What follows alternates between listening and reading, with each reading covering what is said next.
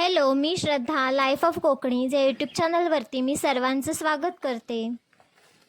आज रोजपेक्षा पाऊस थोडा कमीच आहे, म्हणून आम्ही वॉटरफॉल बघण्यासाठी चाललो आहोत. आमच्या गावाच्या शेजारच्याच गावात आम्ही आज चाललो आहोत. पानवल म्हणून गाव आहे आणि त्या गावात एक सुंदर असा वॉटरफॉल आहे आणि तो वॉटरफॉल बघण्यासाठी आज आम्ही चाललो आहोत. तर चला, आम्ही आता वॉटरफॉलच्या जवळ आलेलो आहोत आणि हा वॉटरफॉल रस्त्यालगतच आहे. हा वॉटरफॉल मी पहिल्यांदाच बघते. हा वॉटरफॉल दृष्टीस पडता क्षणी माझ्या मनाला अगदी सुखदायक आणि आनंदी वाटलं. तुम्हाला हा धबधबा कसा वाटला ते मला कमेंटद्वारे नक्की सांगा. आजूबाजूच्या बऱ्याचशा गावातली लोक या ठिकाणी फॅमिली फ्रेंड्स यांच्यासोबत एन्जॉय करण्यासाठी येतात. सुट्टीच्या दिवशी म्हणाल तर इथे भयंकर गर्दी असते.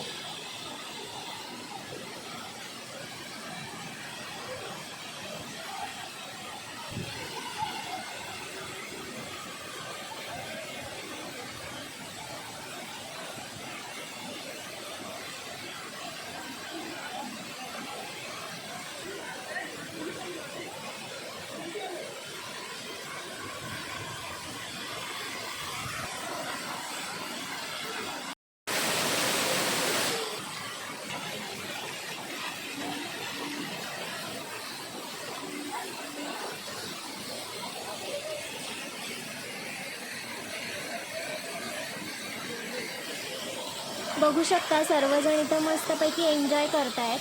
आम्ही देखील इथे खूप एन्जॉय केला आणि मग आम्ही आमच्या परतीच्या प्रवासाला लागलो.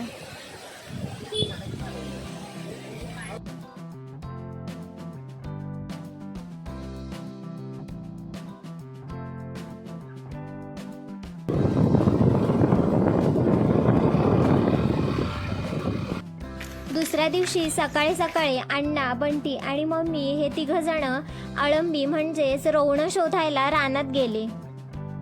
या तिघांनी मिळून भरपूर अशी अळंबी घरी आणली. मग काय, आजूबाजूच्या शेजाऱ्यांना पण आम्ही ही अळंबी दिली. त्यानंतर थोडी अळंबी आमच्यासाठी बाजूला काढली. आज मी तुम्हाला अळंबीची साधी सोपी पटकन होणारी रेसिपी दाखवणार आहे. त्यासाठी मी पहिल्यांदा 3 ते 4 वेळेला अळंबी स्वच्छ पाण्याने धुवून घेतली. त्यानंतर गरम पाण्यामध्ये ती 2 मिनिटं ठेवून ती देखील धुवून घेतलेली आहे.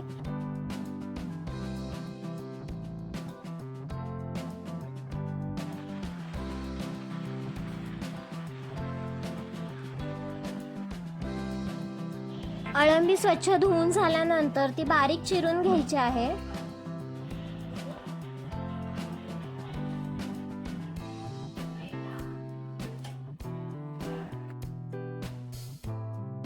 आणि अळंबी व्यवस्थित चिरून झाल्यानंतर गॅसवर एक पातेलं ठेवलेलं आहे आणि ते पातेलं गरम झाल्यानंतर त्यामध्ये तेल टाकलं आहे. तेल व्यवस्थित गरम झाल्यानंतर 7 ते 8 लसणाच्या पाकळ्या मी ठेचून यामध्ये टाकल्या आहे.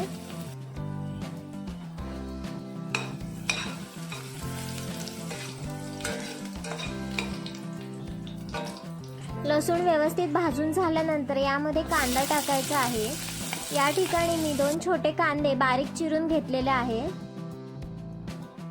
गोल्डन ब्राऊन कलरचे होईपर्यंत कांदा भाजून घ्यायचा आहे. त्यानंतर यामध्ये पाव चमचा हळद, 1 चमचा तिखट,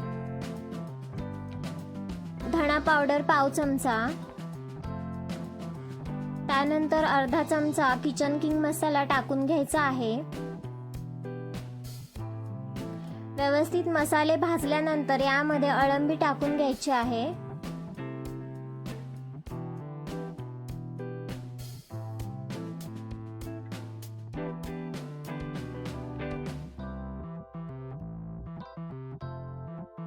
अळंबी व्यवस्थित ढवळून झाल्यानंतर त्यावर झाकण ठेवून 2 मिनिटं शिजू द्यायचं आहे.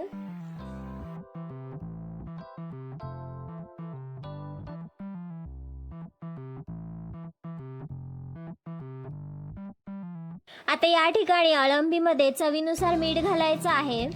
त्यानंतर 1 कोकम टाकायचं आहे. आता या स्टेजला जर तुम्हाला ओल्या नारळाचं खोबरं आवडत असेल तर तुम्ही यामध्ये टाकू शकता. ही भाजी 4 ते 5 मिनिटं व्यवस्थित शिजवून घ्यायची आहे. भाजी शिजल्यानंतर यावरती कोथिंबीर टाकून ही भाजी आपल्याला खाण्यासाठी तयार आहे. आमचा हा व्हिडिओ तुम्हाला आवडला असेल तर लगेच आमच्या चॅनलला लाईक, शेअर आणि सबस्क्राईब करा. तसंच बेल आयकॉनवर क्लिक करायला विसरू नका. पुन्हा भेटू अशाच एका नवीन व्हिडिओमध्ये. तोपर्यंत काळजी घ्या आणि आनंदी राहा.